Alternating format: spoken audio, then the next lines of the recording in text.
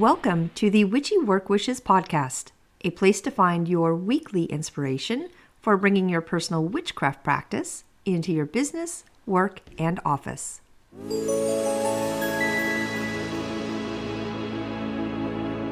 Welcome to Witchy Work Wishes, a weekly podcast talking about all things witchy and how we can incorporate our wonderful witchiness and witchy practices into our work and office lives. We are on season 4 right now, and today is episode number 137, and we are talking about being a business witch once again.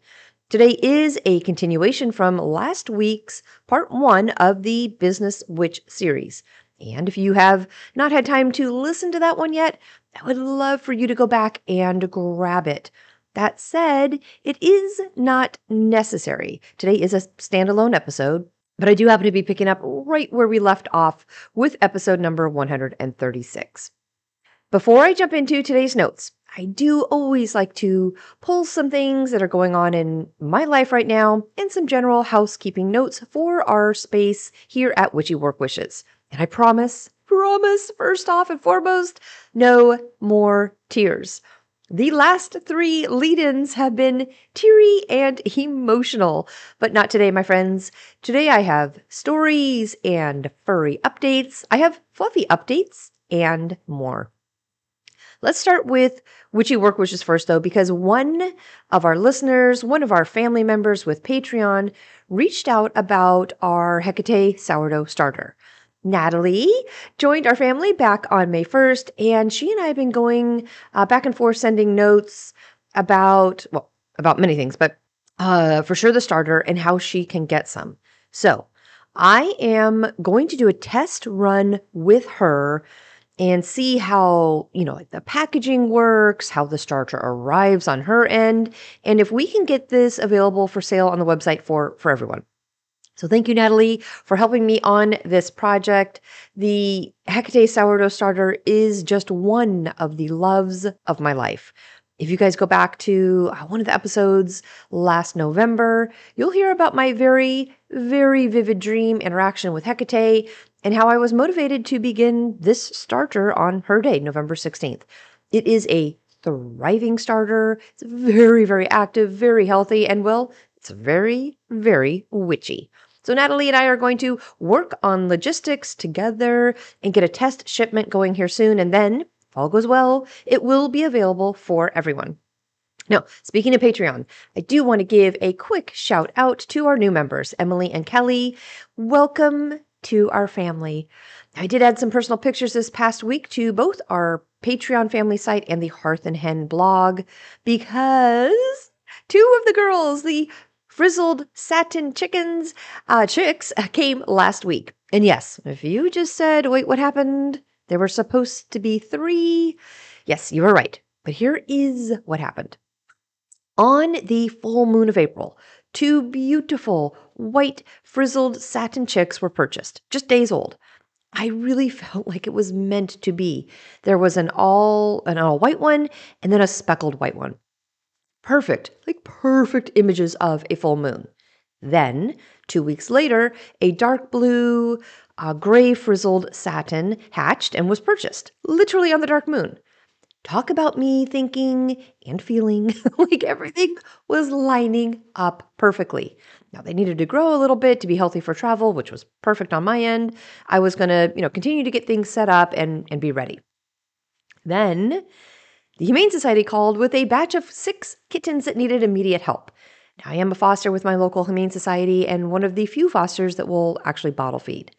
So the litter of kittens I got was composed of 5 that were just days old, and then 1 that was about a week older, who actually lost his entire litter of siblings. So we decided to merge them together so they had playmates and they can, have some interaction. And other kittens that one could grow up with. Anyhow, to speed up the story, they were sick. I lost 1 kitten the first week I got them. I lost another kitten the second week. And then the following week, with my own personal pets, it was time to say goodbye to my German Shepherd and one of my cats. It was consecutive, you guys, like hit after hit, week after week, loss after loss. But then on that actual day that I said goodbye to my beloved dog and beloved cat, that very day, literally that very day, the chicken breeder reached out saying the girls were ready to come home. My order with her was the 2 full moon white frizzleds and the 1 dark moon gray frizzled. 3 baby chickens. So we went back and forth a bit with messages, but one of her messages said, "Hey, the all white frizzled satin is struggling a little bit. She's just not acting right." I quickly, swiftly told her, "Yeah, I can't. I just couldn't. I've had so much loss recently, and honestly, I just didn't have the capacity for more." I asked her to revise my order to be just to be, the 2 healthy girls. And then I would circle back with her later with another baby chick order when they come available. So on Wednesday, the 2 girls arrived. The speckled white frizzled satin is about 7 weeks old, and the dark blue frizzled satin is about 5 weeks old. They are in a playpen in my home with a nice heater filling the room with warm, comforting heat.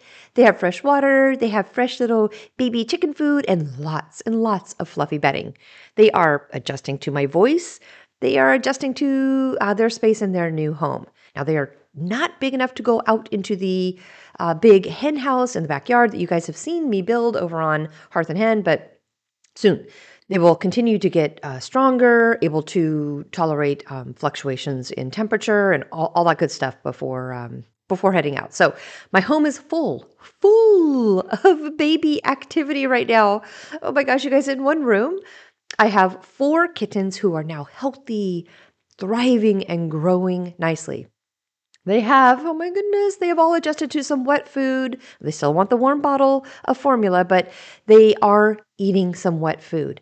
Now, they don't get the bottle every 2 to 3 hours anymore. I am able to push it to 4 to 5 hours.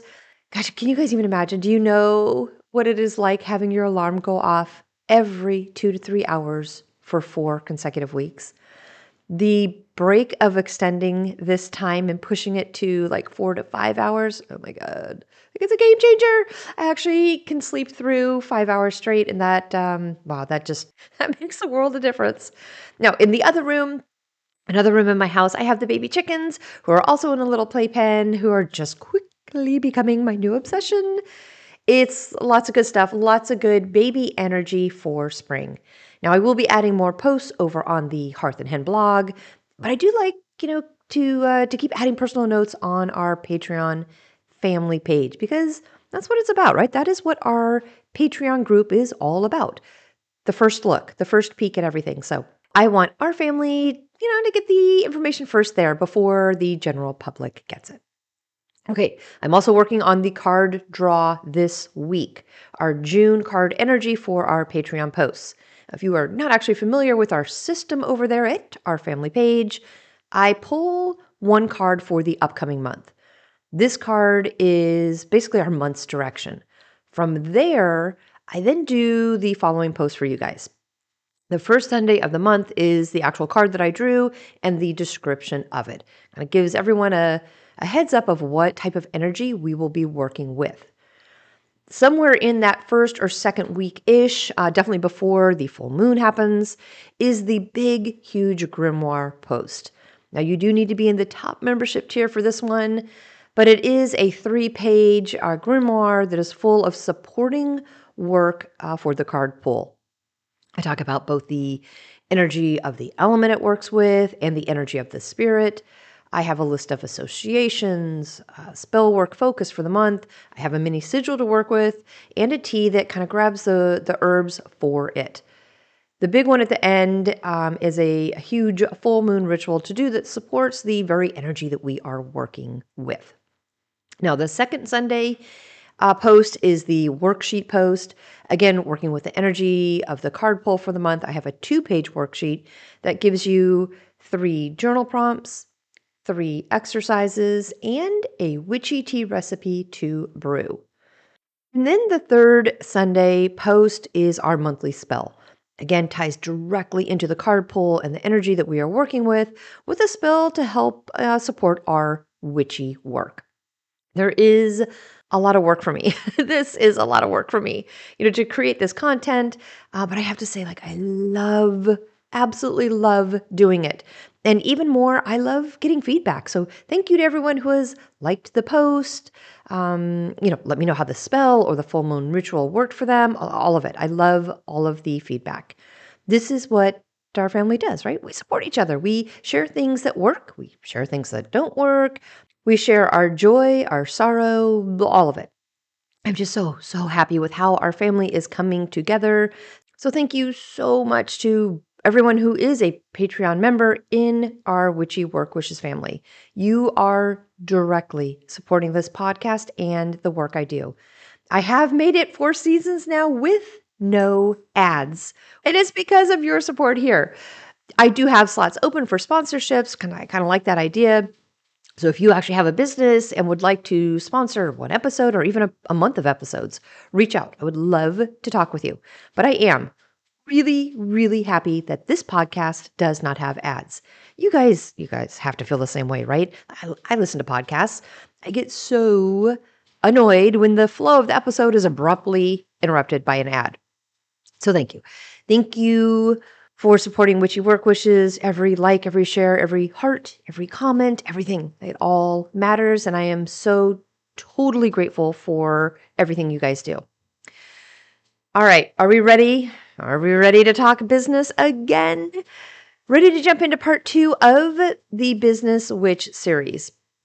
I am too. Today we are going to dive even deeper into enchanting our workflows, casting spells of sustainability, and building businesses that truly, truly honor our magic. So grab your hot cup of coffee, your warm brewed tea, or maybe if you're listening during the evening hours, a wonderful glass of wine. Or maybe you are making a magical mocktail. Grab it. Grab your wand, grab your planner, and let's keep weaving this powerful vision together. Today is all about the Business Witch, and you, my magical friend, are right where you need to be.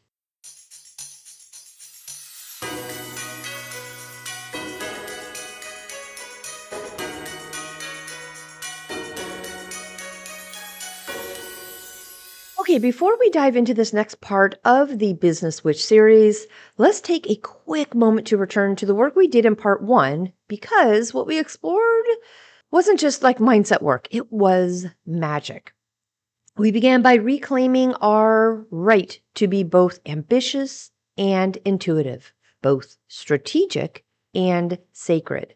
We talked about the quiet tug that so many witches feel, right? That desire to live slowly and soulfully while also dreaming boldly and building something real. And we named what so many of us have been taught to fear, right? Success, visibility, money, growth, and called it what it truly is: focused intention, which, when you think about it, is the very essence of magic. We talked about how ambition is not a betrayal of our spirituality, it's a reflection of it. That a spell and a business plan are not opposites. They are both tools of manifestation. And that wealth, when held with integrity, becomes a current for healing and justice and transformation. We made space to release the shame that's been wrapped around our desire for more, like more freedom, more impact, more alignment, and instead honored that wanting more doesn't make us less magical. It often makes us more. We also redefined work ethic, not as endless hustle, but as sacred energy direction. We looked at productivity not as a to-do list, but as a spell craft. We invited in magical daily practices, enchanted planners, sigils, tea rituals, and moon-aligned workflows to bring reverence into our routine. We honored that witches work in cycles, not straight lines, and that rest is not a reward. It is a preparation. From building an altar on your desk to placing a money bowl near your invoices. Part 1 was all about integrating your witchcraft into the everyday. we anchored into the truth that you, my witch, are the most powerful tool of all. And you do not need to separate your magic from your meetings. You were made to bring it with you. And perhaps most importantly, we talked about success, like real success, the kind that is rooted in your own definition, the kind that aligns with your values, your body, your seasons, your soul, the kind that doesn't just feed your bank account, but nourishes your spirit. So if you happen to miss part one, I really do invite you to go back and listen. But if you're here now, that means you are ready to keep going, to step deeper into your own power, to rise above as both a practitioner and a professional, to become the leader, the creator, and the change maker that you came here to be. So let's keep walking this path together, one sacred, strategic step at a time, and jump into part two, where, we're going to get into our overall visibility, our witchy leadership, and our strong magical influence in the business world.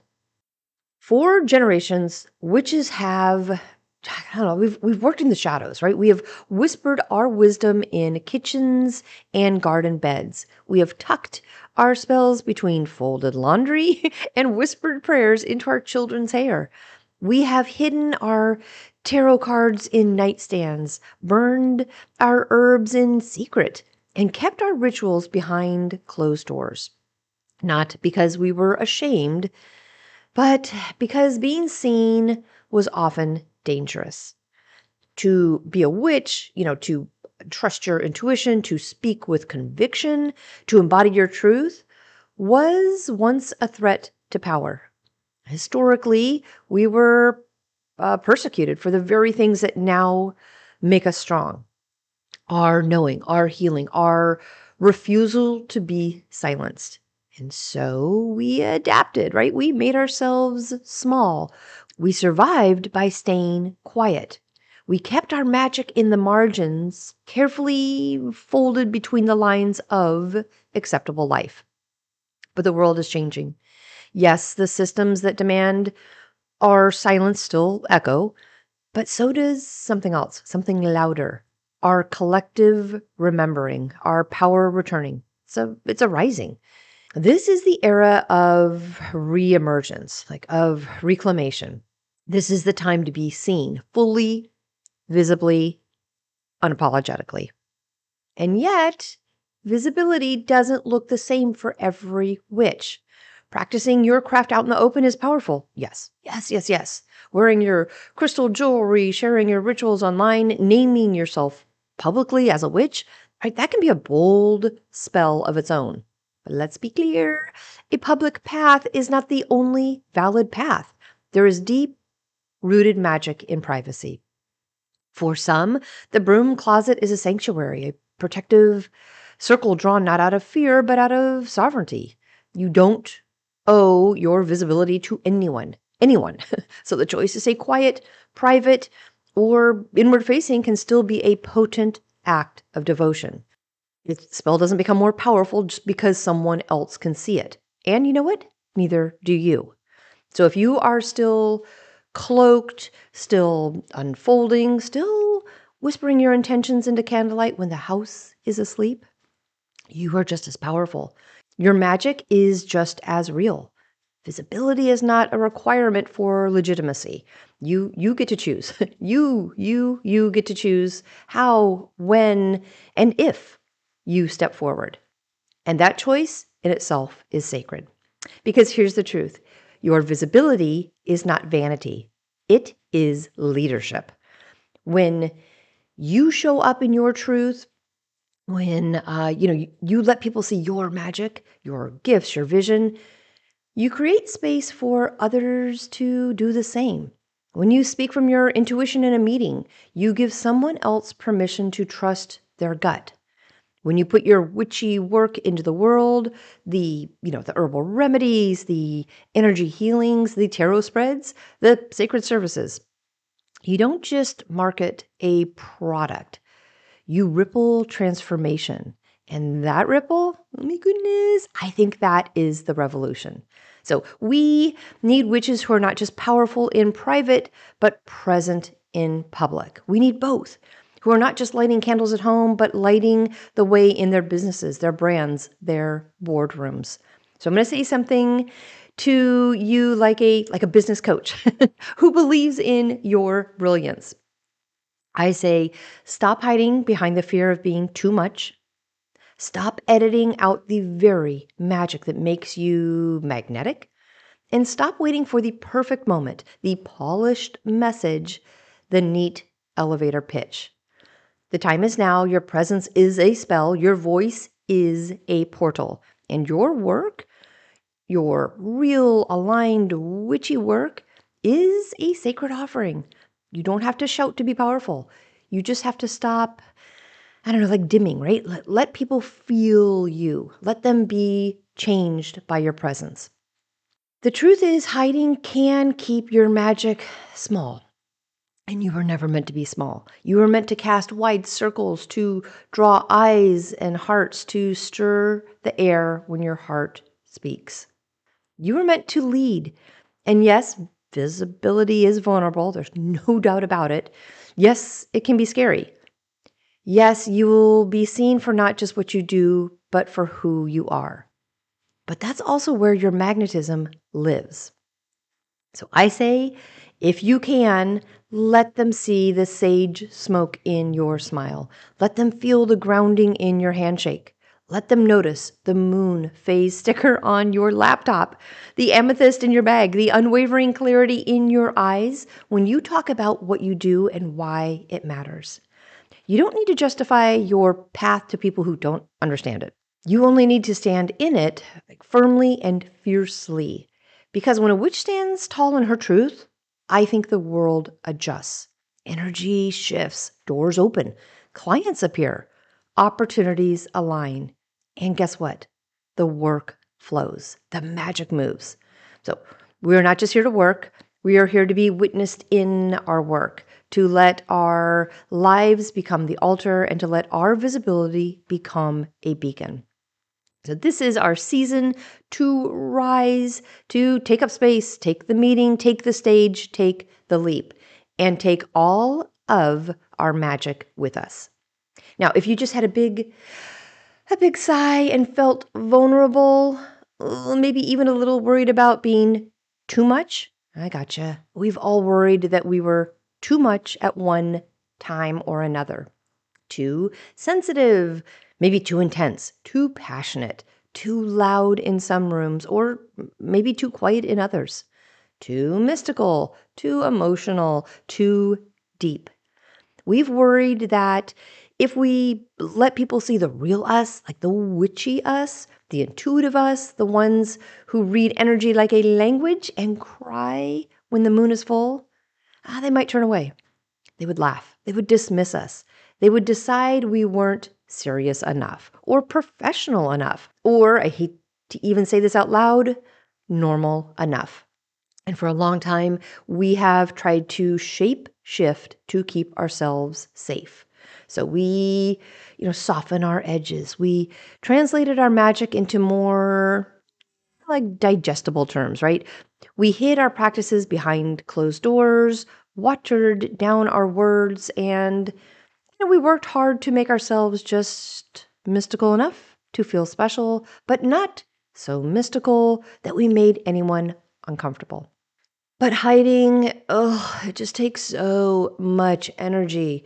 Dimming takes energy. Performing takes energy. And that energy, it's sacred, right? It's needed elsewhere. It's needed in our craft, our leadership, our presence. It's needed in the way we write, speak, sell, serve, and show up, honestly.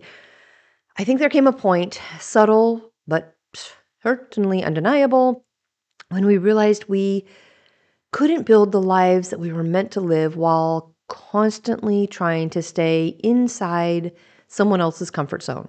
We couldn't keep shrinking and expect our work to grow. We couldn't whisper and still expect to be heard. So we stopped, right? We stopped.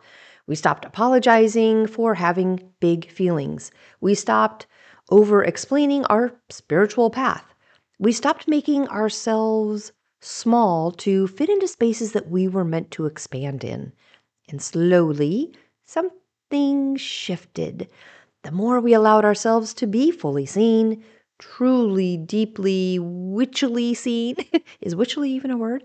Witchily, truly, deeply, witchily seen, the more magnetic we became. Clients started finding us through energy, not algorithms. Collaborators started showing up who didn't just tolerate our magic, they wanted it in the room. People began saying things like, "You gave me the words I didn't know I needed," or "You reminded me of something I forgot I believed in." I think that's when it landed for us. Like our quote, too much, was never the problem. It was the portal. The very things we once thought we had to hide, our depth, our vision, our wildness, our feeling nature, are exactly what make us powerful. Maybe you felt it too, right? That gnawing fear of judgment, that moment when you wonder, who do I think I am? Right? That hesitation before hitting publish, before introducing yourself, before stepping forward fully lit up in your truth. So let's say this to ourselves, to each other. We are not too much. We are full of exactly what this world is starving for. Our depth is needed. Our sensitivity is sacred. Our magic is medicine. We don't need to be louder, but we do need to stop whispering. We don't need to be perfect, but we do need to be present. What if our weirdness is our wisdom? What if our fullness is what helps others feel whole? And what if the things that we I don't know, once tried, to keep quiet are the exact things that create trust and connection and transformation? We are not here to perform, but we are here to embody. So here's what we are doing. We are going to release the fear of judgment. We are calling our energy back from every room where we made ourselves smaller. We are blessing the people who don't understand us and choosing to lead anyway. We are standing in the fullness of who we are, not to impress, not to convince, but to belong to ourselves. Because we'd rather be too much than not enough for ourselves, right? If you've been holding back, I hope this is your invitation to expand. Let them think what they want. Let them misunderstand. Let them miss the point. That's not our work. That's not our problem. Our work is to be true, to be full, to be magic. So together, my friends, let's rise, let's shine, let's speak. Sell, spell, create, not from fear, but from fullness. Not for performance, but for purpose. Because when we stop hiding and start becoming unapologetically, gosh, you guys, everything changes, right? And so do we. All right, let's talk about witchcraft as leadership, because this is a big point for this episode for sure. In framing our steps moving forward. In the modern workplace, leadership is often defined by performance metrics, right? Those polished presentations and neatly colored quarterly goals. We're taught to lead with strategy, logic, and composure, all of which have value. I use them, but rarely are we taught to lead with intuition. And yet, for witches, intuition is strategy. It's not a soft skill, it's a sacred one. When we walk into a meeting room and immediately sense the undercurrent of tension, when we instinctually know which project needs to be prioritized even before the data supports it, when we speak up with that gut feeling, that turns out to be right, yes, that's intuition.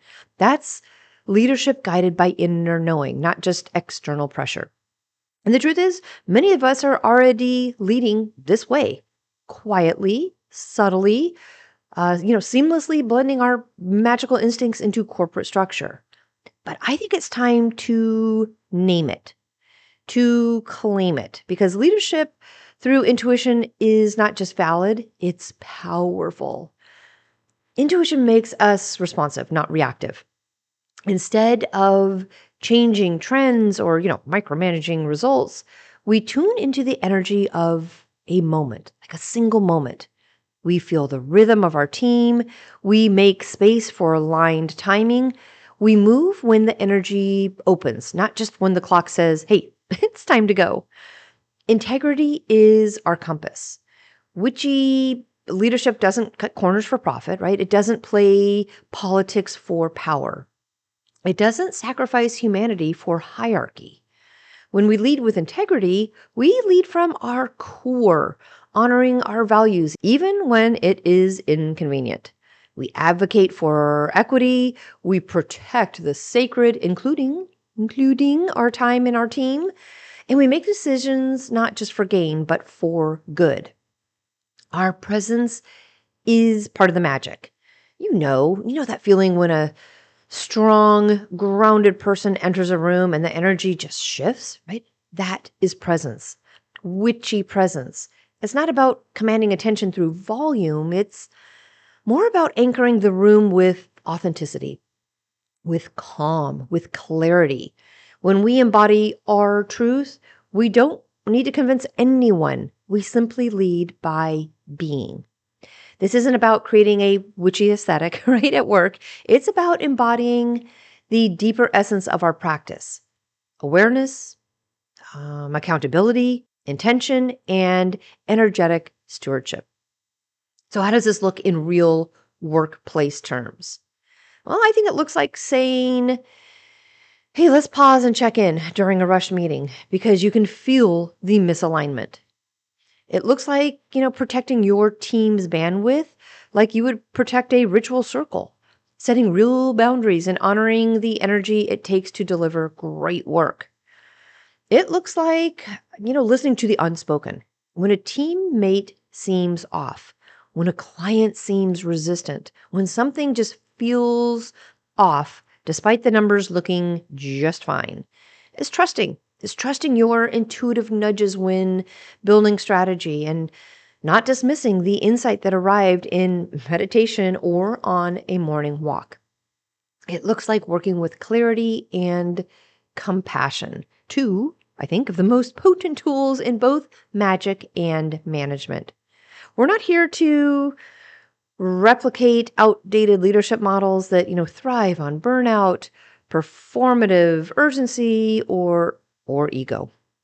We are here to build new ones where emotional intelligence is just as important as spreadsheets, where pause is just as powerful as productivity, and where, I don't know, what do you guys think? Like, where leaders just aren't bosses, they are energy holders.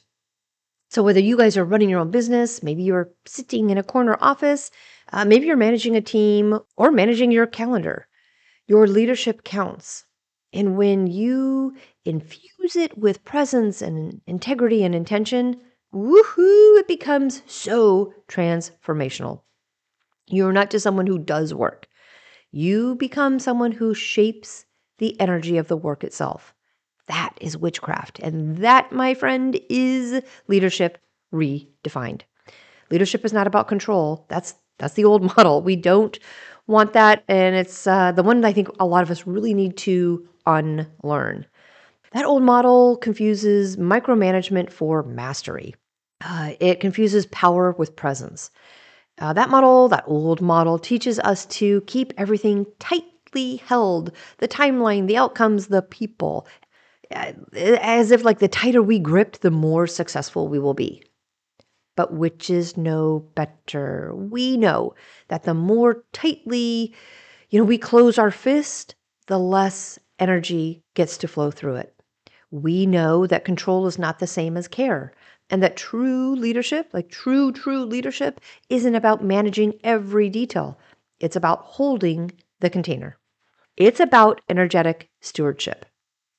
As witches, we are already familiar with this concept, right? When we cast a circle, we are not controlling what will happen. We are creating the conditions for something sacred to unfold. When we host a ritual, we are not forcing transformation, but we are holding space for it to occur. When we gather a group, when we light a candle or speak an intention, we are not commanding energy, we are guiding it with reverence. Leadership in the workplace can be the same. It's not about forcing outcomes. It's about, tending to the energy.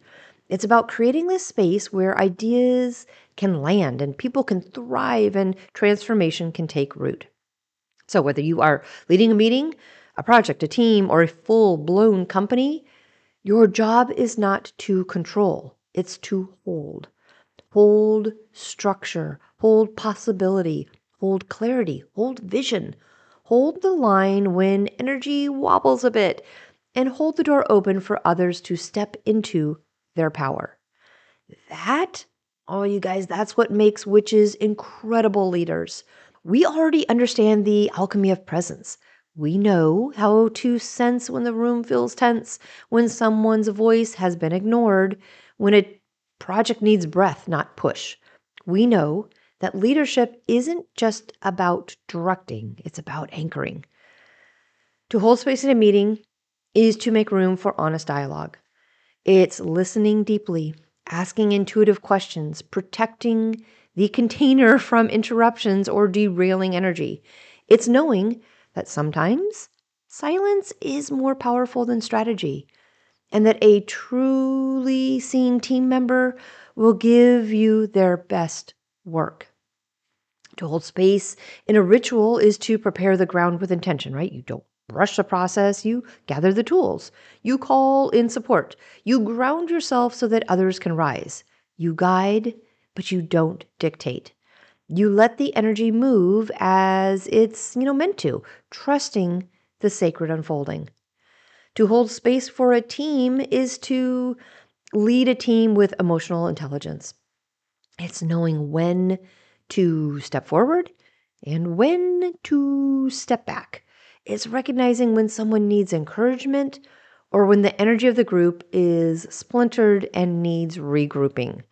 It's keeping the container safe so growth, creativity, and connection can flourish. This kind of leadership, this witchy leadership, doesn't need to dominate the room to be powerful. It creates a field, right? A frequency. It says we're safe here, we're seen here, we are supported here. Let's co-create from that space. I believe it is both deeply, deeply magical and extremely effective. And the best part, you don't need a title to lead like this. You don't need to be the CEO or the manager. Leadership is energetic, and anyone who tends to the energy of a space with intention is already a leader. The coworker who de-escalates tension with kindness. The consultant who, senses when something unspoken needs to be voiced. The entrepreneur who builds client offerings like spell work. These are all leaders, even if the organizational chart doesn't say so. So I say let's redefine leadership not as a command but as care, not as pressure but as presence, and not as control but as co-creation. Let's stop trying to hold everything and instead hold space for what actually matters. Because when we stop forcing and start stewarding, oh gosh, something extraordinary happens. People thrive, ideas grow, energy flows, and we, as leaders, stay rooted in integrity, not burned out by perfectionism.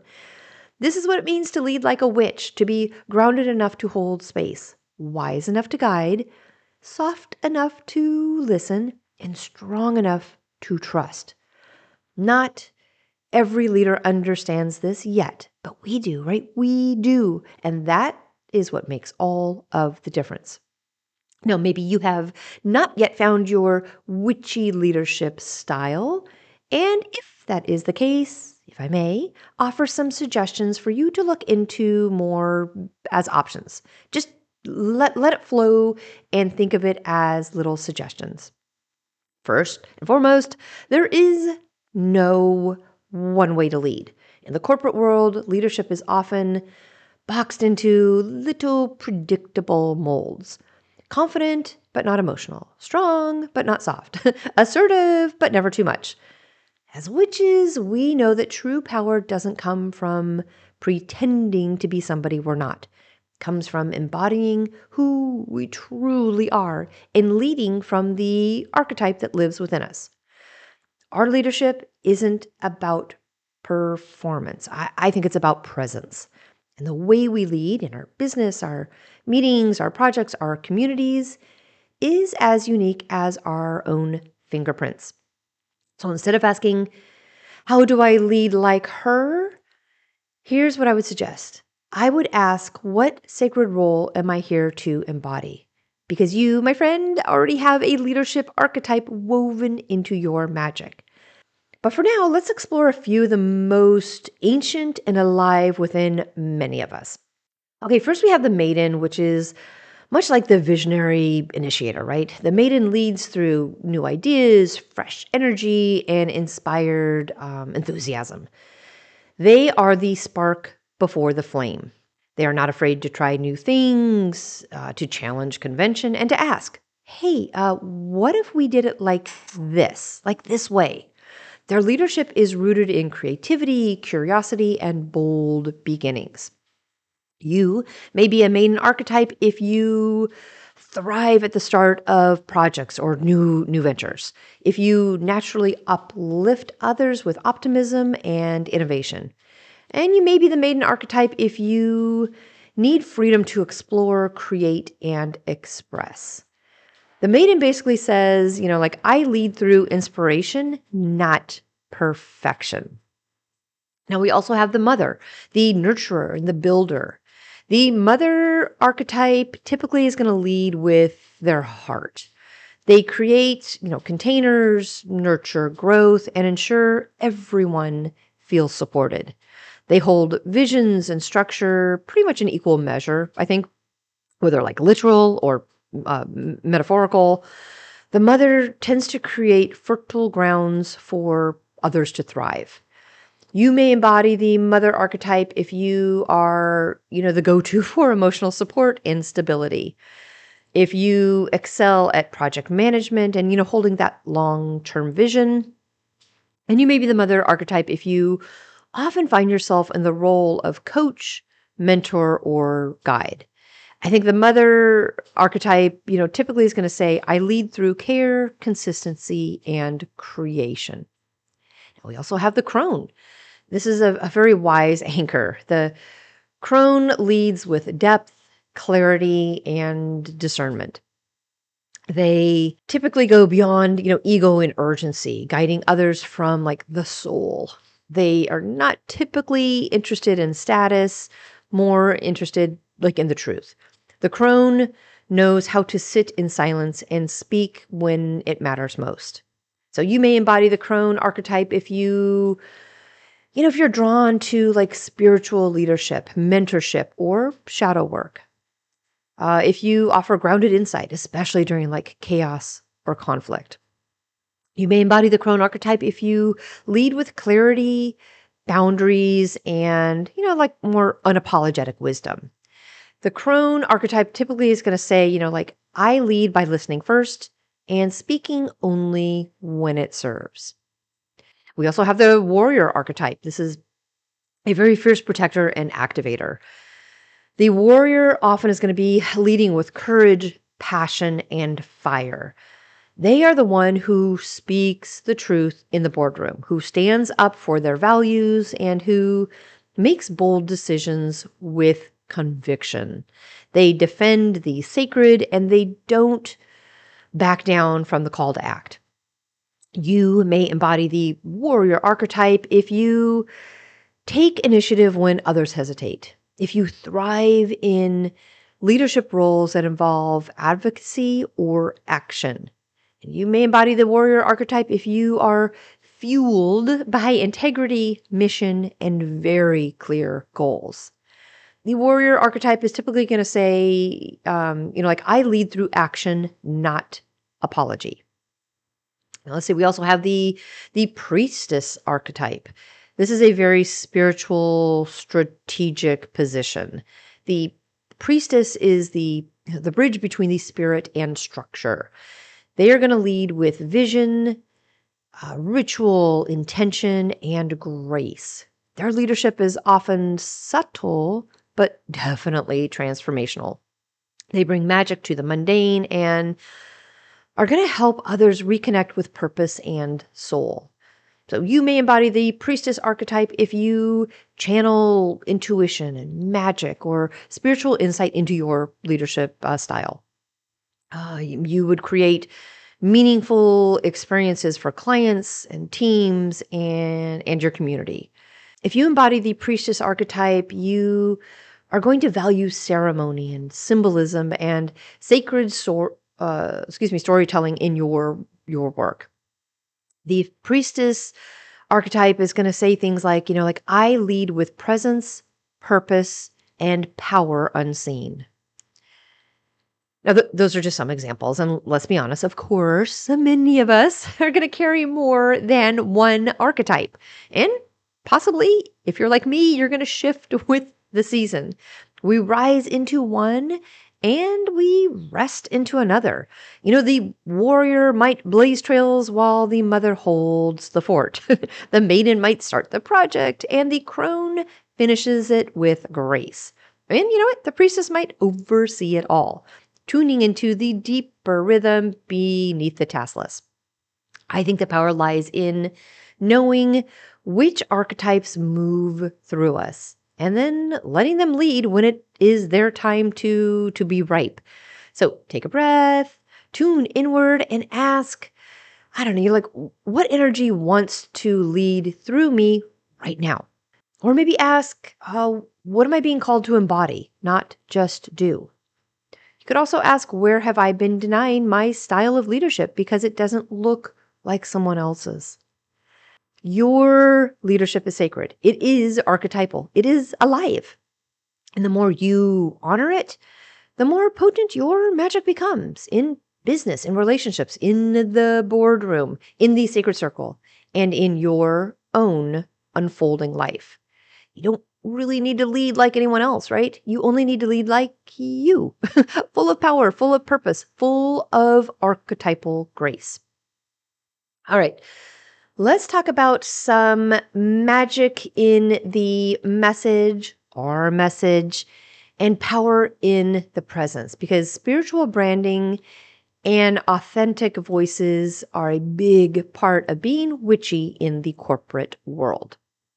And in the world of branding, I think there is often pressure just to polish and perfect and perform. We are told to speak to an ideal client.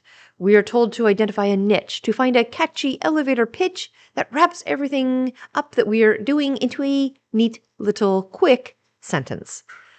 But witches aren't neat, right? We're wild. We are layered. We are soul-led. And our voice, our authentic, magical voice, is not something we can distill really into a template or a tone deck.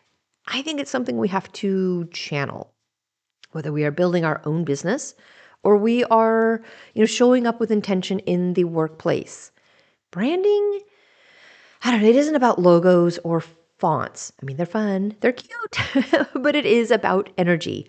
It's about alignment. And most of all, it is about essence. Your essence is your magic, and your magic is your brand. So let's start here. Let's start with you don't have to perform your witchiness to be seen as powerful. You just have to embody it. Your brand is not a costume. It's not a mood board. It's not your Instagram grid. Your brand is the way people feel after they interact with you. It is the frequency that you carry in your client calls, right? The grounding energy that you bring to the meetings, the way your written words feel like a mirror to someone else's longing. Witchy branding is not about curating mystique. It's about standing in your truth. Your truth. You can have moon phases in your logo, but if your words don't carry soul, the spell doesn't land, right? You can offer aligned strategy sessions or energy-infused consultations. But if you're disconnected from your voice, the ritual remains hollow. So drop the idea of needing to be perfect, right? Your typos won't block your blessings. Your realness is your resonance. What people are drawn to is your presence, not your polish. I believe aligning with your messaging is your actual essence. And here's where we get to turn to our magical tools. If you are like unsure how to talk about your work, whether it's a brand, a business, or a service, or simply your role within a team, I would ask your intuition. You don't have to guess your way through this, right? You are a witch. You are divine. Try pulling cards, using a pendulum, or, you know what, meditating with your favorite stone to guide your brand expression. Ask questions like, hey, what tone or language best reflects my truth? What symbols or colors amplify my magic? And what do my clients or coworkers feel when they're in my presence? And how can I mirror that in my messaging? You might draw the High Priestess card, right? Reminding you to speak softly but with conviction. You might see the Magician. Hey, it's nudging you to showcase your multi-dimensional skills. Or maybe you draw the Star, guiding you to shine without fear of visibility. Let your branding be a reflection of your spiritual frequency, not just your professional offerings. Your emails, proposals, content, meetings, bios, all of it. All of it can carry your essence, your integrity, your enchantment. All right, I really do want to cast a spell together. I want to do some spell work for brand clarity, like who you serve, how you serve, and why it matters. And we're not going to do it just for aesthetics. We're going to do this for alignment. Let's do a spell for soul-led brand clarity. If you can, grab a white or blue candle, grab a pen and paper, grab your favorite oracle or tarot deck, and then grab just a little pinch of rosemary for clarity, a little pinch of cinnamon for attraction, and a little pinch of lavender for some calm communication. Cast your circle or simply center yourself in your sacred stillness. Light your candle and say aloud, I call forward the clearest vision of my work and my words. May they align my soul and serve with integrity. That is amazing. I don't know if you just heard my crows screaming. Perfect timing. Pull 3 cards and or just journal if you don't have cards actually on hand. Card number 1. Who am I here to serve? Card number 2. How do I serve them with heart, magic, and skill? Card number 3. Why does this work matter to me and to the world? I love it. Oh, I hope the sound is picking up the crows. Okay, write down any insights that come. Don't edit. Do do not edit. Don't filter, just allow. Sprinkle the herbs onto the paper and fold it towards you 3 times. Draw the energy in. Place it under the candle while it burns. Let this become a nice little foundational spell for your business, your work, your energy, your leadership presence. When you know who you serve, like how you serve and why it matters, my goodness, you guys, your brand becomes magnetic. Not because it's perfect, but because it's true. All right, let's also do a journal prompt. Let's ask, what do I want to be known for in both realms, the mystical and the material? Let this prompt guide your next writing session or like a morning ritual. Let it ask the bigger question behind your resume, your offerings, your projects. Because you are not just here to make things or meet deadlines, you are here to leave an energetic imprint. What do you want people to feel when they say your name? What legacy are you weaving into the spiritual realm? And you know what? How does it show up in the physical? Maybe in the mystical, you are known as a teacher, a healer, a midwife of ideas. And in the material, you are known as a strategist, a consultant, a team leader, or a creator. What is the overlap? That is your sacred brand. At the end of the day, your brand is not a strategy. It is a spell. It is your magical translation of words, visuals, systems, and service. It is the bridge between who you are and how you are received. You don't have to choose between being sacred and being strategic. You do not have to dilute your magic to be seen as a professional. You get to show up with incense in your lungs and a spreadsheet on your desk, a truth in your voice. That is spiritual branding. It is authentic leadership. And that is witchcraft at work. All right, let's talk clients.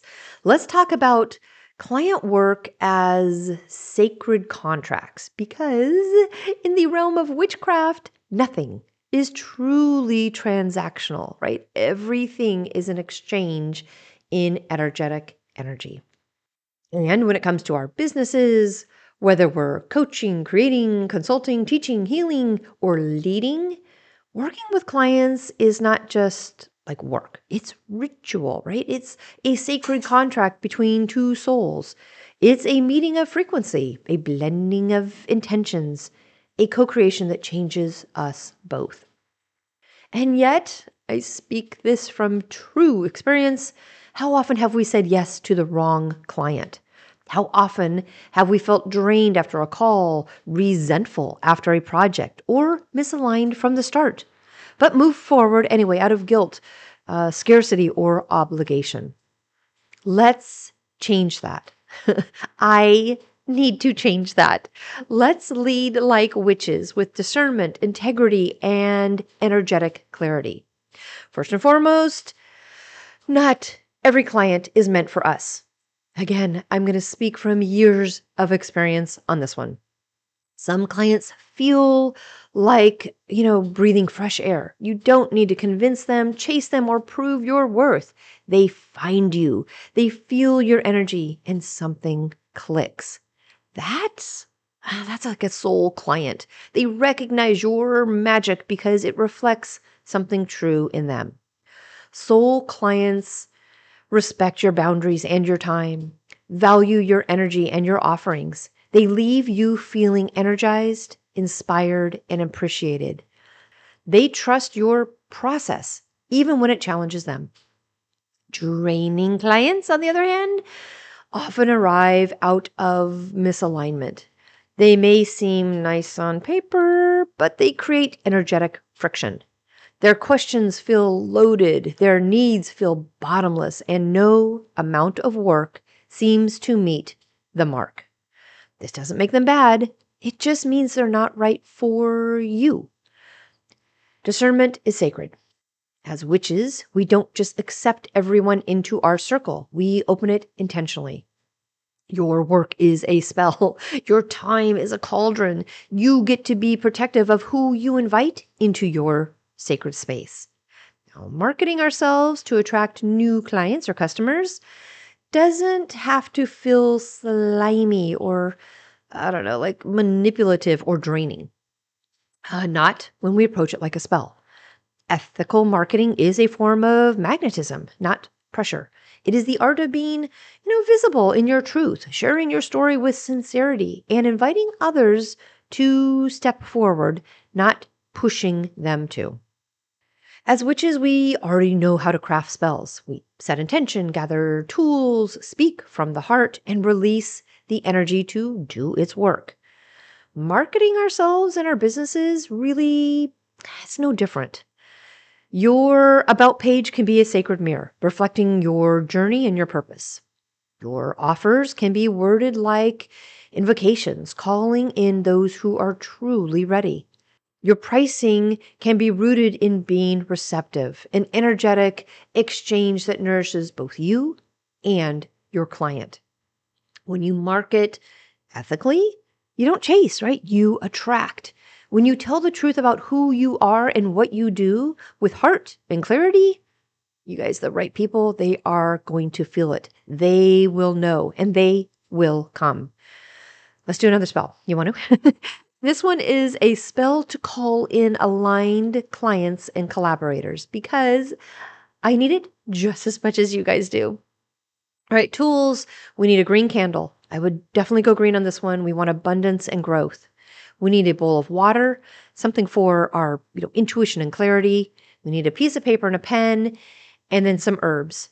I would grab basil for prosperity. I would grab some mint for clarity, and rose petals if you have it for alignment and love. And for the spell, we are going to light our candle and center ourselves. We're going to write down a description of our ideal client or, our ideal collaborator. Not just their job title, but their energy, their values, how we want to feel when we work with them. Say aloud, I call in those who are ready to grow, receive, and co-create in truth. I open the path for aligned connection, grounded in trust, mutual respect, and shared purpose. Fold the paper towards you, right? Call that energy in and place it under the bowl of water. Sprinkle the herbs around the base of the candle. Let the candle burn for at least 15 minutes. You guys know I like it to burn out, so choose your candle size wisely. But visualize these ideal clients finding you with ease. After the candle is out, pour the water into the earth or into a plant, sealing your intention with gratitude. Do this regularly, not out of desperation, but out of devotion. Your business is not a funnel, it is a field, so cultivate it with care. All right, let's also not forget our protection work, because every energetic exchange deserves boundaries. Before calls, projects, or meetings, we do need to anchor ourselves. And afterwards, we need to cleanse. This isn't overkill, I promise. It really is like energetic hygiene. Here are 2 simple but powerful rituals just to keep your field clear. Before, I would do some type of energetic shielding ritual. Anoint the back of your neck or hands with rosemary or lavender oil. Close your eyes. Visualize a shimmering sphere of light around you. And say aloud, I am grounded, clear, and protected. I hold space without holding what is not mine. And then after you've got a call, project, meeting, whatever it is that you're doing, do some type of cord cutting and release. Wash your hands in cool water with salt or lemon. Shake your body, literally, like shake your body to move stuck energy. Use smoke, Palo Santo, rosemary, cedar, whatever you have, to cleanse your space. And say, this session is now complete. All energy that is not mine is released. I am whole and restored. These rituals, oh my goodness, you guys, they don't just protect you, they protect the integrity of your work. They honor the contract, and they remind you that your energy is sacred and your capacity is not infinite. When we treat our client work like a sacred contract, everything changes. We stop trying to prove.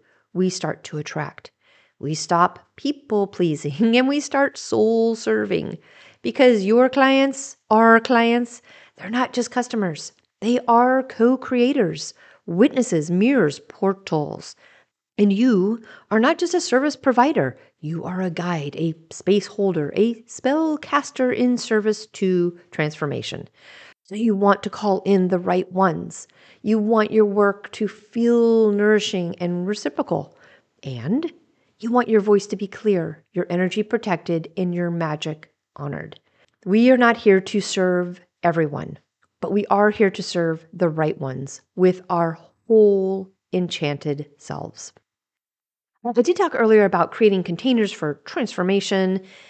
And really that is going to be for, the witches that craft in coaching, businesses, and healing type areas. There is a reason, honestly, right? There is a reason so many witches find themselves drawn to the work of coaching, consulting, creating, and healing. And it is not a coincidence. I think it's a calling. Because at our core, Witches are the midwives of change. We don't just dabble in transformation, we really do facilitate it. We don't just talk about cycles, we guide people through them. We hold the liminal space between who someone is and who they are becoming. We work in the messy, magical in between space where healing, clarity, and creativity rise. That is why witches make incredible coaches, incredible consultants, artists, and guides. Because we already understand how to create containers. We don't see people as problems to be fixed. We see them as beings in evolution. Where others may see, symptoms, we see roots. Where others get stuck in surface solutions, we reach for the soul. Where others rush to advise, we create a sacred pause and we listen.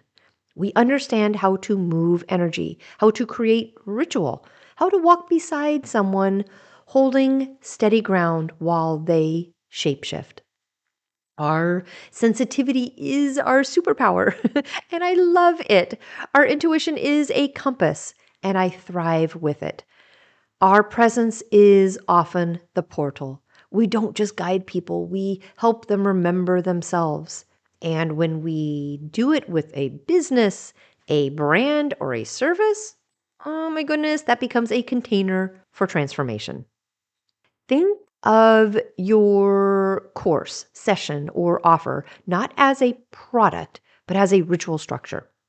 Right? Rituals always begin with intention. What is the space for, right? Who is it for? What outcome do you want to invite, not control? Next, craft your container.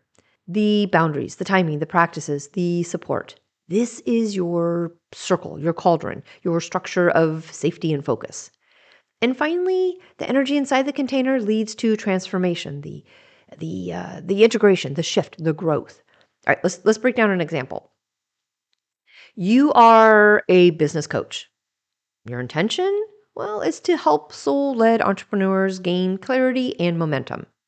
Your container, well, it's a 6-week program with live calls, journaling prompts, Patreon access, and community support. The transformation, well, they leave with confidence, clarity, and a plan infused with their own voice. Maybe let's say you're an artist. What does that look like then? What's an example? You're an artist. What's your intention? Well, it's to awaken magic through visual storytelling. Your container? Well, it's custom altar portraits or energetic brand illusions. The transformation?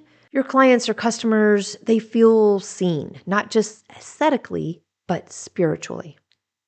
When we build offerings this way as sacred structures, they hold so much more power. And, clients, customers, they feel it.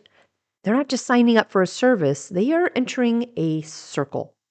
That is what witches do, right? We don't sell tasks. We invite people to experiences that change them. Okay, let's talk about pricing. Let's talk about money and value and vitality in equal measure. Let's do it without shame, right? This time, I mentioned it last week, that shame that somehow gets taught to us or carried forward. I would like to talk about money without scarcity and without apology. Pricing your work is not just about numbers. It's about energy exchange. If your offerings are sacred containers, then pricing is it's the threshold that people cross to enter. It creates commitment, respect, and mutual exchange. When you undercharge, the container weakens. When you overextend, the cauldron cracks. When you price with clarity, though, fairness and confidence, energy flows and it feels wonderful. Ask yourself, what level of support and transformation am I offering here? What do I need in return to feel nourished, present, and powerful in this work? And what amount would make me show up fully, not from depletion, but from devotion? Your pricing doesn't just support your business, It supports your boundaries, your nervous system, and your longevity.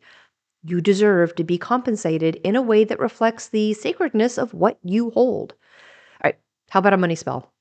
Let's create one together. One for charging your invoices, not just for sending them.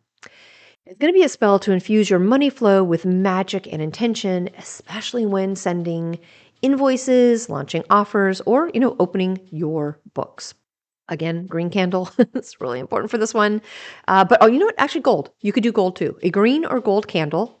You also need your favorite money, oil, or prosperity blend. Grab a business card, an invoice, or a visual symbol of your offer. And then grab a crystal, citrine, pyrite, or maybe green aventurine. Dress your candle with the oil. Light it with focus and presence. Place your business symbol or invoice beside the candle and lay your crystal on top of it. Then say aloud, "May this offering carry value, vision, and vitality. May those who receive it feel the invitation to rise. I open the path for aligned exchange, clear, mutual, and abundant." Visualize your offer or invoice being received with gratitude. Picture the energy flowing back to you in money, yes, but also in respect, referrals, joy, and impact. Let the candle burn while you send your invoice or open your cart. Close the ritual with gratitude. Now, this is not about manifesting more. It is about charging your work with clarity, confidence, and energetic sovereignty. Because when you value your work, others will too. Creating containers for transformation is more than a business strategy. It really is our soul work. Whether you are teaching, healing, mentoring, designing, or writing, when you do it with intention, you become a guide through the portal of change. This is what we do best. We hold, stir, we tend, we transform. So I say let your business be a spell. Let your services be sanctuaries. Let your pricing be protective. Let your clients cross the threshold with reverence and leave changed. Because when you lead from your magic, your work doesn't just help people, it awakens them. And that, my witchy business friend, is a legacy worth building. So what is your witchy business structure? What sacred systems for sustainable magic are you creating? I know when people hear the word structure, they often think rigid, spreadsheets, deadlines, restriction. But for witches, structure isn't a prison. It is our portal. It's the scaffolding that, supports our freedom. It's the rhythm that holds our intuition. It is the cauldron that keeps our fire from burning out. Because magic without form just evaporates, right? In business without rhythm, well, it burns us out. We are not here to recreate corporate systems that suffocate us. We are here to build new ones, structures that breathe and shift and pulse with our energy, systems that are both sacred and strategic, systems that support our intuition, our boundaries, and our magic. Systems that are going to be used as sacred scaffolding, allowing freedom, not creating restriction. So let's think of your systems, your project plan, client flow, your launch calendars, your rituals, not as cages, but as spell frameworks. They exist to hold your creativity, not to control it. Spiritual business structures are going to look like things that keep your energy focused and flowing, things that allow you to delegate, to automate, and let's not forget to rest. Things that reduce decision fatigue so your intuition can speak clearly. Spiritual business structures anchor your magic into something that is tangible. Now, your structure should reflect how you move through the world, not how someone else says you should move. Structure is not the opposite of magic, I promise. I know it sounds that way, but it really isn't. Structure is what lets your magic land. All right, let's talk about workflows that reflect your energy and working with moon and seasonal rhythms because you don't need to or have to follow the fiscal year. You can flow with the moon. You don't need quarterly planning like a tech CEO. You can check in with each season, each solstice, each Sabbath. Your business is an ecosystem. Let it evolve with the cycles of nature, not the pressure of productivity. What does that look like? Well, maybe you do weekly moon check-ins, right? Excuse me. With the new moon, we want to, focus on rest and vision. This is about dreams, brainstorming, and setting intentions. Your weekly check-in could include the waxing moon, right? About building, focus work, strategy, forward movement. Your weekly check-in could look like, the full moon visibility. It's about launching, sharing, teaching, shining. And your weekly check-in could then look about, the waning moon, when it's release time, when it's reflect time, edit, wrap up, and letting go time. Maybe you do more seasonal business reviews. In spring, you are going to be looking at planting new seeds, right? Beginning new projects, clarifying your purpose. In the summertime, it's maybe a little bit more visible, right? You are launching, collaborating, you are turning up the fire. In autumn, you kind of evaluate, right? What's working? You do a little pruning and preserving. And then in winter, you rest, you recalibrate, you have visions that are inward and do a little shadow work. Either way, building your workflows with this in mind, something that reflects your energy can really work. Schedule your hard work during waxing moons. Plan admin stuff during your waning phases. Review your offerings at each equinox, right? This isn't laziness, it's alignment. It's working with your energy, not against it. All right, another area to think about is office hours as boundaries and blessings. Boundaries are, you guys, they are more than schedules, right? They are, or they can be, spells. Because when you set office hours, you're not just making your calendar manageable, you are telling the universe, this is when I am open to give. This is when I am closed to refill. Having clear work windows does, I think, two magical things. First, it protects your energy from bleeding into every corner of your life. Second, it teaches your clients, your collaborators, and even your spirit guides when you're available to show up. Your auric field has limits. We all have limits. And office hours can be a sacred perimeter. Whether you're in corporate life, freelancing, or running your own brand, try setting three things. First one is going to be like an energetic open and close ritual. Light a candle to begin the day, extinguish it to end it. You could do digital boundaries, right? No checking DMs after a certain hour, or automatic out-of-office replies during rest phases.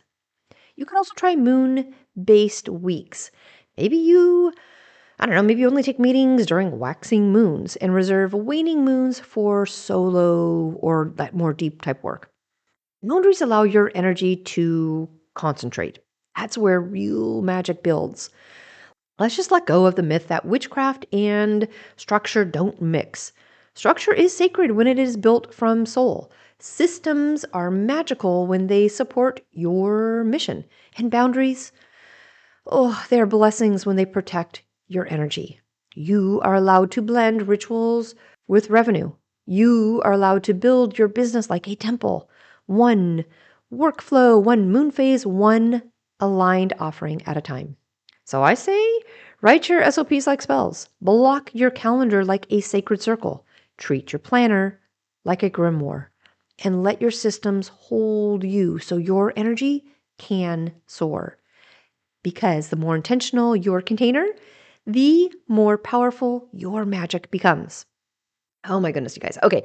Okay. Before I do a quick review of today's topics here with the Business Witch series, I do want to talk real quick about the spell of sustainable magic at work and the office for us, because I want to make sure all of us are thriving.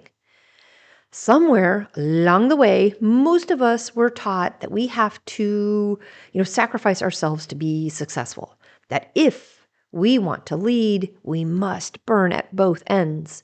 That if we want to serve, we must surrender our own needs. And that if we want to build something real, we must break ourselves in the process. We know better. We, as witches, know better because in our world, fire is sacred, but it is never meant to consume us. You do not have to burn out to light the way. You do not have to drain your body to fuel your business. And you do not have to abandon your spirit to be seen as strong. We are here to create a new model, one where our magic is sustainable, not sacrificial. Integrating self-care, joy, and replenishment into our business model, I think, is part of the new way. So let's begin with the truth that changes everything. Your energy is your most powerful asset. Not your email list, not your credentials, not your productivity levels. Your energy, your presence, your capacity to show up with intention, intuition, and alignment. And we know, guess what energy needs? Yes, it needs nourishment. Your energy needs nourishment. If your business, your job, your workplace doesn't leave room for joy, rest, and magic, guess what? It's not sustainable. And what isn't sustainable can't be sacred. So let's rewrite the model, shall we? Let's build businesses, brands, and careers that include sacred mornings, not just Monday meetings. Let's create careers that include client flow, that has space between sessions for breath and recalibration. Projects that align with your values, not just your income goals. And systems that protect your nervous system, not just your bottom line. I say we give ourselves permission to take off for the new moon or to say no to energy that just doesn't feel right. This isn't laziness, it's longevity. This isn't indulgence, it's resilience. When your business includes care, joy, and rhythm, you don't have to recover from it. You grow with it. How about a quick affirmation, right? Let's do an affirmation together and say, my business supports my soul and my soul supports my business. I like that one. Let's say it, write it, feel it in your bones. My business supports my soul and my soul supports my business. Let this be your foundation. Let it shape everything, every launch, every boundary, every collaboration. This isn't like affirmation fluff. It's compass. If your business model leaves your soul gasping for breath, oh, you guys, it's not right. It's not the right relationship. But when your work uplifts you, gives you energy, when your magic is reflected in the way you serve, show up, and create, let's go. Like that's when you thrive. Sustainability doesn't just mean keeping it going. It means building something that feeds you back. Reclaim your identity as a magical leader. You are not just a business owner. You are not just an employee. You are not just a contractor, a consultant, a freelancer. You are a magical leader, a steward of energy, a catalyst for change, a holder of vision. You, my friend, are a keeper of rhythm.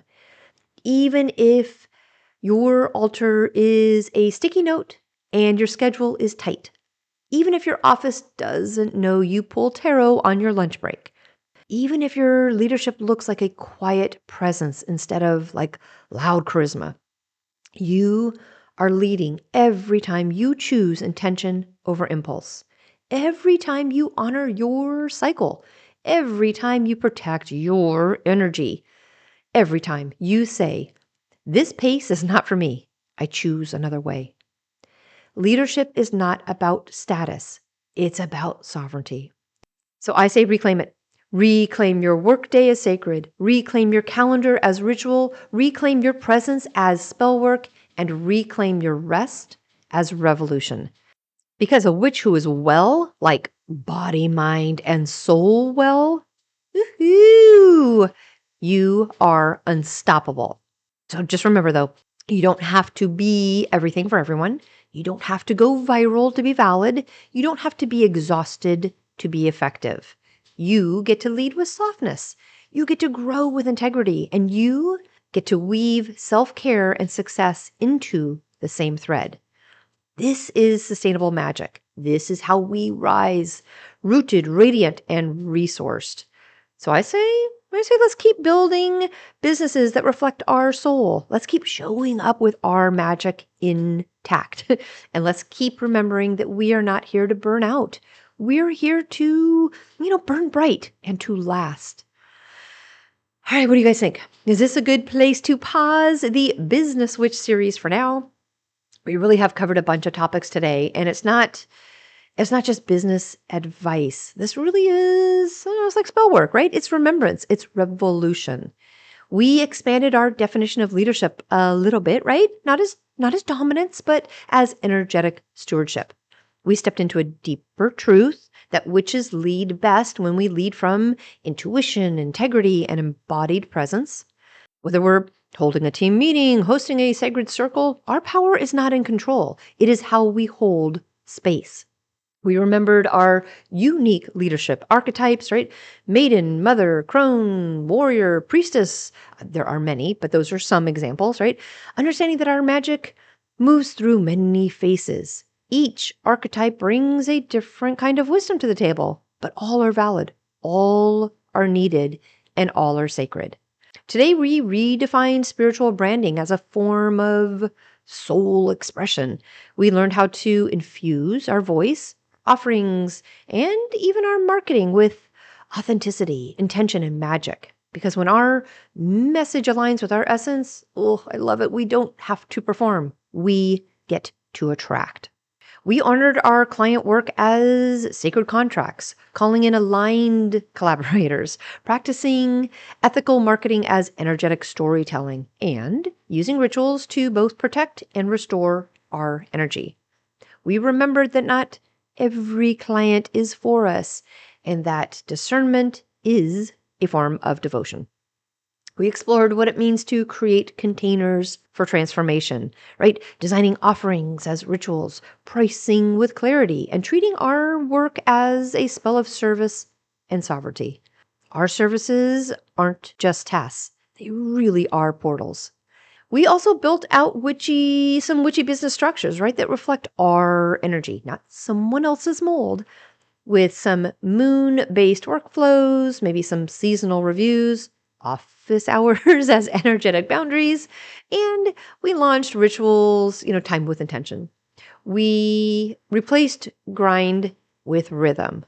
We replaced hustle with harmony. And finally, we grounded ourselves in the most important truth of all, that our magic must be sustainable. You do not have to burn out to light the way. You are allowed to rest, to replenish, to rise at your own sacred pace. Your business can support your soul. I promise it can. And your soul can support your business. All right, today's episode wasn't about doing more in the corporate world. It was about doing it with meaning, about remembering that you are not here just to build a brand, send an invoice, or check off a task list. You, my friend, are here to lead like a witch with presence, purpose, and power. So as you move forward from here, I invite you to keep asking, is my business in right relationship with my magic? Am I showing up from alignment, not exhaustion? And am I allowing my sacred self to be seen, felt, and honored in my work? Because you are not too much. You are not unprofessional for being intuitive. You're not woo-woo for being wise. You are a business witch. And you are here to change the world, not by fitting in, but by showing up. So I say, take a breath, light a candle, and keep going. Please, please keep going. The world needs your magic. All right, my friends, I do have a poem for you today. And of course, I've got the moon update for all of us this week. I will go and grab those notes, and I will be right back.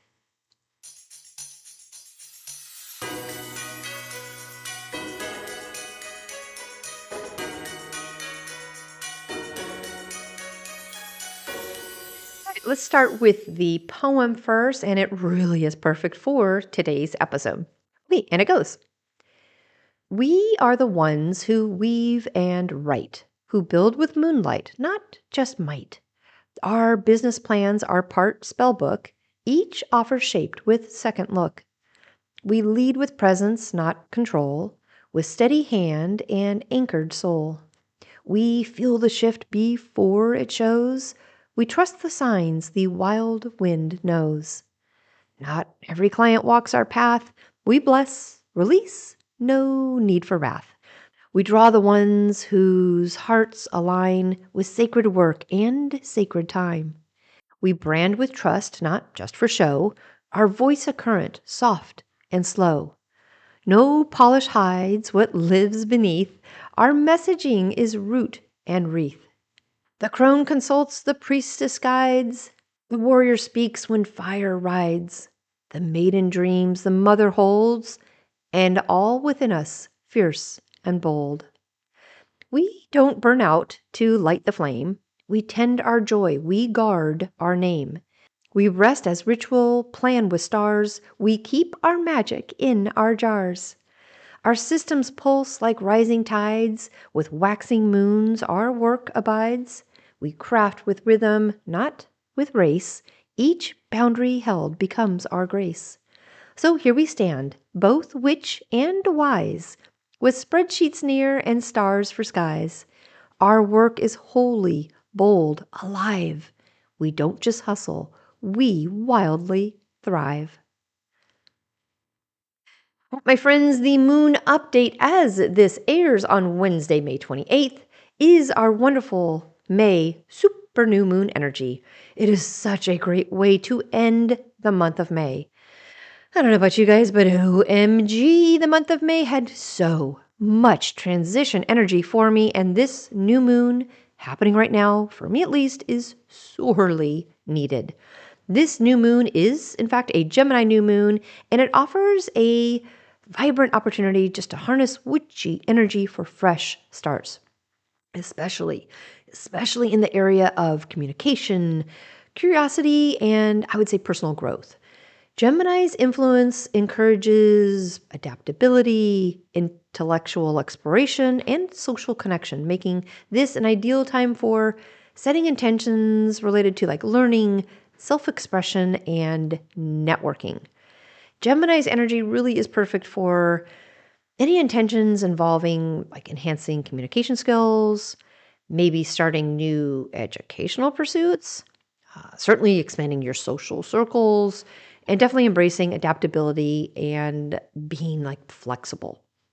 This is a potent time to focus on goals that involve, sharing ideas, writing and teaching, or really any form of expression. Incorporate elements associated with Gemini to enhance any of your rituals that you might be doing right now too, right? Go yellow, blue for your colors. Crystals are going to be the citrine, aquamarine, or the agate. Herbs right now are going to be like lavender, dill, lemongrass. And then for essential oils like peppermint or eucalyptus for sure. Take time to journal though right now about your thoughts, your ideas, and any like messages received during meditation. Reflecting on your inner dialogue can help provide clarity and insight, which really aligns with Gemini's like introspective aspects. Given Gemini's social nature too, consider engaging in group discussions, like workshops, or even sharing your intentions with trusted friends. Collaborative energy can help enhance your manifestations and provide new perspectives. The Gemini new moon is a great time to initiate changes in how you communicate and connect By setting clear intentions, performing meaningful rituals, and by embracing Gemini's dynamic energy, you can align yourself with the lunar cycle's fresh start right now and open pathways to personal growth and connection. Okay, my friends, that is it for this week. I'm so happy that you stayed with me till the end. I do know these episodes can go a little long sometimes. I don't know, sometimes it's hard for me to find a clear stopping point with some of these episodes. And in fact, as I was talking about things today with our Business Switch series, I thought about even more on this topic that I want to share. So another day, another episode, we will revisit this series and add a part 3 to it. For now, though, I hope you have an amazing rest of your week and a wonderful weekend. I will talk with you next week.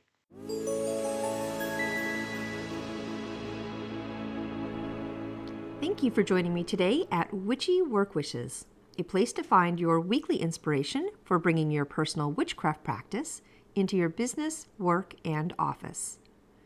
For more information and additional content, please visit me online at witchyworkwishes.com. If you want to send me a personal note, please email me at info@witchyworkwishes.com. And of course, you can follow me on Instagram and Facebook. Just search for Witchy Work Wishes.